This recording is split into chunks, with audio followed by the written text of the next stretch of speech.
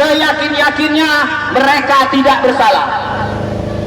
Usai tolak minta maaf, keluarga 4 tersangka pembunuhan AA siswi SMP Palembang demo di Kejari. Keluarga 4 remaja tersangka pembunuhan dan ruda paksa AA siswi SMP Palembang tewas di kuburan Cina menggelar aksi demo, Senin tanggal 30 September tahun 2024. Sebelumnya, keempat orang tua 4 pelajar tersangka pembunuhan AA juga menegaskan tidak akan meminta maaf ke keluarga korban. Tak ingin minta maaf dan demo ini dilakukan karena keluarga meyakini keempat tersangka IS-16, MZ-13, NS-12 dan AS-12 bukanlah pelaku dalam kasus ini.